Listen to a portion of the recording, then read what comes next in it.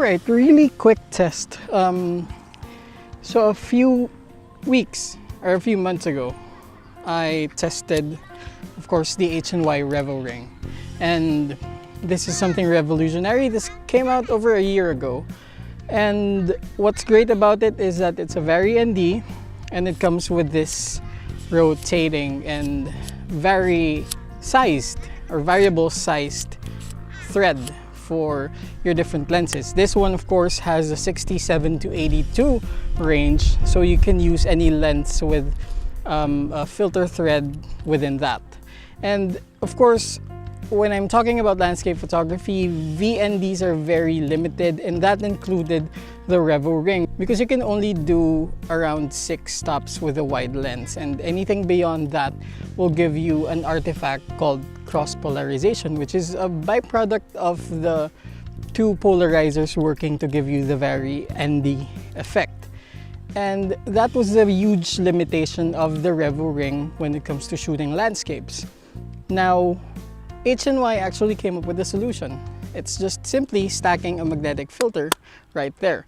So if I can do 6 stops on the Revo ring itself, then I can add 4 stops on this clip-on ND filter and I have 10 stops. And that's what I'm doing now. I'm shooting just some rocks in the foreground, and I am testing that to see if there is any cross-polarization, if there is any artifact. And essentially, I just want to see if it works in enabling us into doing long exposures with a VND beyond 6 stops with anything less than 70 millimeters, because the limit on the VND that I tried before is that there is cross-polarization at 6 stops at 70 millimeters. So if we can go wider than that and longer exposures with this simple combination, then that would be really good.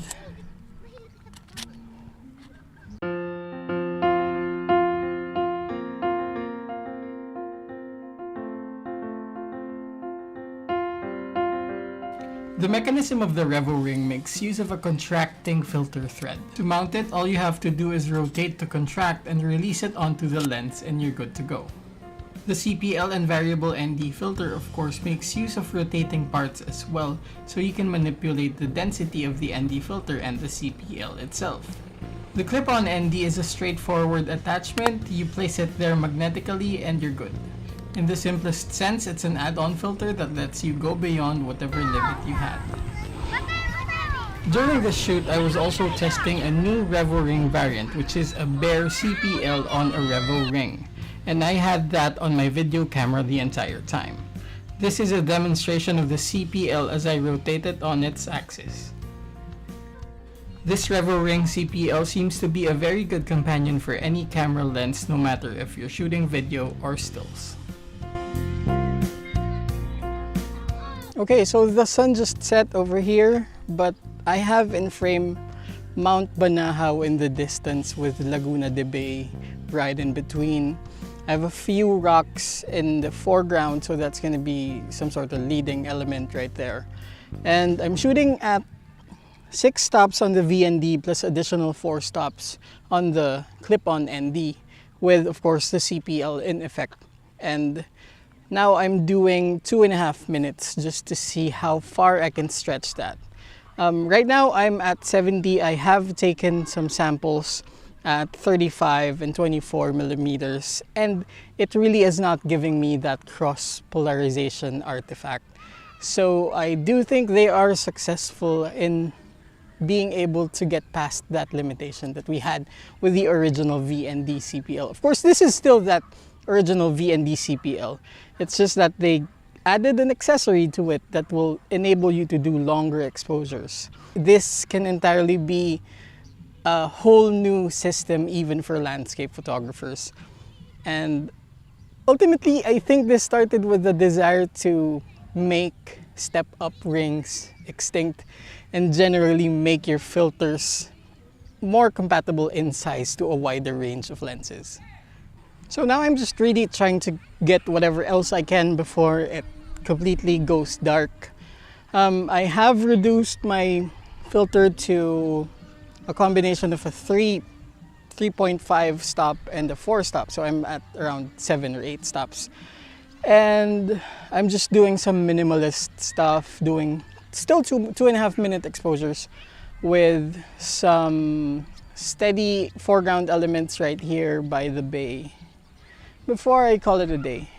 But generally, even when they told me just about this new accessory for the filter, for the Revoring VND, I could already see the possibilities that it was gonna give me. And it really did make my wish in terms of using that come true, because all I really wanted was to be able to use the VND for landscape photography, for long exposures technically. Now I'm doing long exposures, 2.5 minutes at beyond 6 stops. I was able to do it at around 10 stops earlier. And generally, they just fixed the problem. And kudos to H&Y for that. I don't know what else I would want to see in this system, but given that they're coming up with really wild ideas, I'm quite excited to see those. In any case, if you have any questions about these, of course, the clip-on NDs come at 2, 3, 4, 6, and 10 stops, if I'm not mistaken. I will correct myself in the comments or in the captions. But generally 2, 3, 4, 6, and 10 stops plus the VND, so you can do even around 15 or maybe even 16 stops with 2 filters. Of course, that also includes the CPL. So if you have any questions, let me know down in the comment section. Again, my name is Nico Valenzuela. I am a landscape photographer. Thankfully, today I am a landscape photographer. And it's starting to rain. This channel is about landscape photography, accessories, and gear around it. And if you haven't, please subscribe to the channel so you can get notified as well. Do click that notification bell button so you get notified. And thanks for watching.